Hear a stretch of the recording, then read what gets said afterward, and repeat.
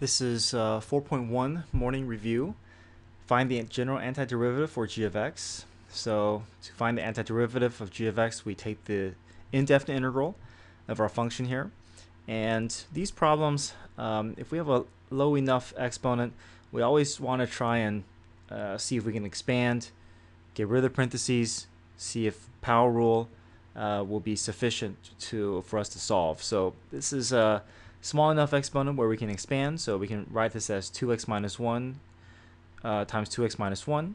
So if we write it as 2x minus 1 times 2x minus 1, that will expand out to be 4x squared minus 2x plus 1.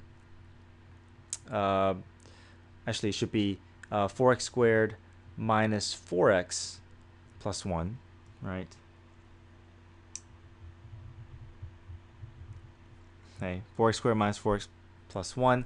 And then from here, we can distribute the x through. So we get 4x cubed minus 4x squared plus 4. So this should be a 4 here. Now, each term are separated by plus or minus. There's no parentheses. There's no exponent that is outside of parentheses. So these are all terms, and all the variables are sitting up in the numerator. So these terms are all ready and prepared for us to apply the power rule. So going through power rule, 4x cubed becomes 4x to the 4th over 4.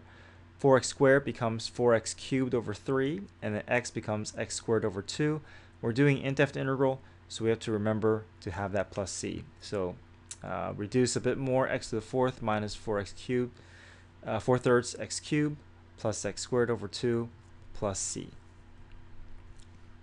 All right, number 2, we want to find the antiderivative for g of x. So do the indefinite integral of our expression. Now, each of these terms, what we want to do is we want to prepare each of these terms for power rule. So there's no need to expand anymore. There's no parentheses with exponent outside. These are all standalone terms. We can treat each like a separate problem, but each of the variables need to be sitting up in the numerator, and we want to convert any radicals to rational exponents. So first thing, let's look at the first term here. We can bring the x cube root of x to the numerator. If we bring it up to the numerator, it becomes a negative exponent. And then this cube root of x is the same thing as x to the 1/3. So the first term, rewrite it as 4x to the negative 1/3. Square root of x becomes x to the 1/2. 3x squared is prepared and ready, so no need to make any further adjustments. And then 3x to the 4th, careful here, the x to the 4th comes up to the numerator, but the 3 is not attached to the x. So the 3 will stay in the denominator, and then as 1/3, and then we just need to bring the x to the 4th up to the top. So careful about this step here. And also, if there's only a numeric value in the denominator, I like to pull out in front as a coefficient. Just makes it a little bit easier. Don't have to look at the fraction as it won't get confused as easily. So it just makes it easier to visually see what to do next. All right, each term is ready for power rule. So power rule, we add 1 to the exponent and divide it by that new exponent. So negative 1/3 plus 3 over 3, or negative 1/3 plus 3 over 3 becomes 2/3 over 2/3. 1/2 plus 1 is 3/2 over 3/2. 3x squared becomes x cubed over 3, and then x to the negative 4. Remember, we're adding 1 to the exponent, so negative 4 plus 1 is negative 3 divided by negative 3. So we just have to clean this up a bit here. I can multiply by the reciprocal, so 3/2, which gives me 6x to the 2/3. Reciprocal of 3/2 in the denominator flips up to its 2/3. X cubed, because 3's canceled out, and then 2 negatives here cancel out, becomes 1/9 x to the negative 3. And then finally, we can put any remaining negative exponents, resolve any remaining negative exponents. So we still have an x to the negative 3 here. We bring that down, 1/9, 1 over 9x cubed plus c. All right, number 3 here. We still want to go through power rule, but there's one term in the denominator. We can either split them up into individual fractions, or we can bring this x square root of x up to the numerator, and then distribute, and then split up into individual terms.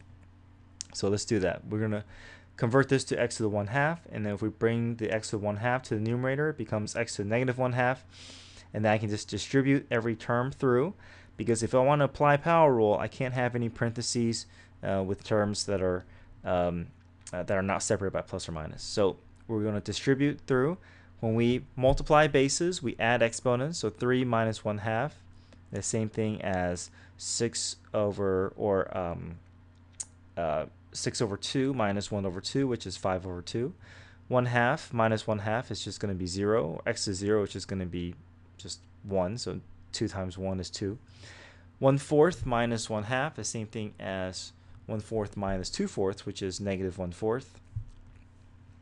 All right, so all this work so far, we're just setting up for power rule, setting up to apply the antiderivative power rule. We haven't done, all we're doing is so far is just setting up, so no calculus yet.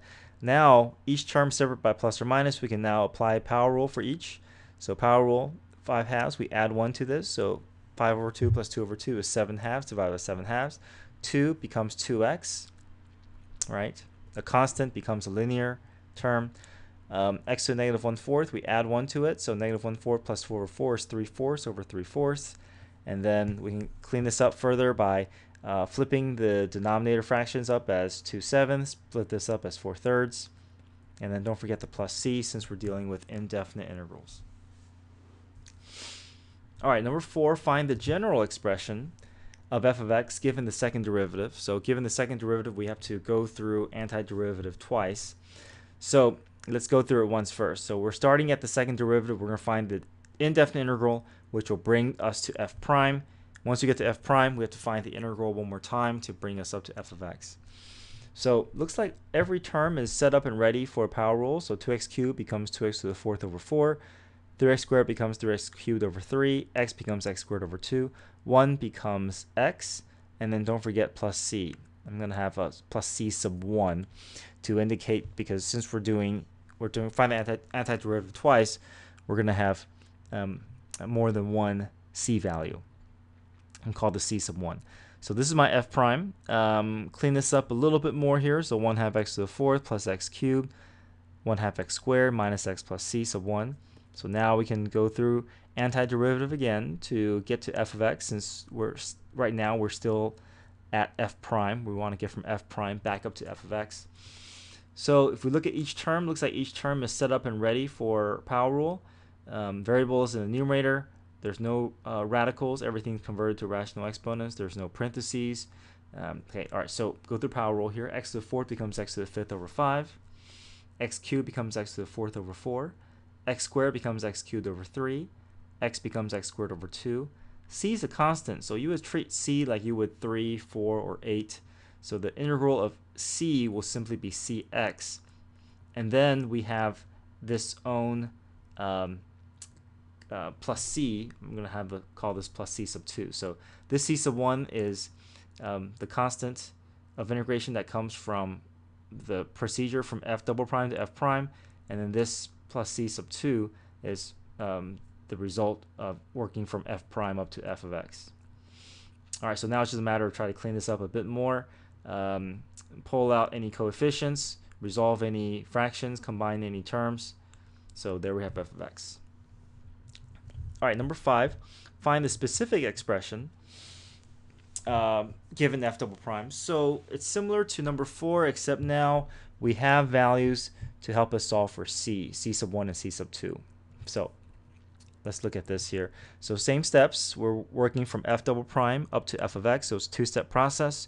We have to work from f double prime first up to f prime. So we're going to take the antiderivative of f double prime. So we're going to set this up ready to go here. Every term is set up for power rule. 12x squared becomes 12x cubed over 3. 18x becomes 18x squared over 2. 4 is a constant, becomes 4x, and we have plus c sub 1. All right, so this is my f prime. I have information regarding f prime, so let's see if we can use this to help us solve for c sub 1. So In my f prime function, I have order pair -1, 9. So -1 gets plugged in for all the x's. 9 goes in for the y. So now we can solve for c. So looks like solve for c sub 1 by combining these terms. So this is -4 plus 9 plus 4 is equal to 9. Combine like terms here, and we get c sub 1 is equal to 0. So that's c sub 1. So c sub 1 is 0. Okay, so once we have c sub 1, now we can work our way up from f prime to f of x. So this is my f prime function. So I'm going to find the antiderivative again to get from f prime to f of x. So take the indefinite integral here. Every term is set up and ready for power rule. So 4x cubed becomes 4x to the 4th over 4. Add 1 to the exponent. Not x squared becomes x cubed over 3. 4x becomes x squared over 2. And then we have a plus c sub 2. I'm going to now use the second order pair for the original function. 1 plugs in for the x, 3 plugs in for the y, and then we can solve for c sub 2. So 3 gets replaces f of x, and then 1 replaces all the x's. So we get 1 plus 3 minus 2, which is 4 minus 2, which is 2. So 3 minus 2 is 1. So c sub 2 is equal to 1. So we can replace c sub 2 with 1. Got cut off by the hole punch here. So x to the 4th plus 3x squared minus 2x squared plus, and then the c sub 2 is plus 1.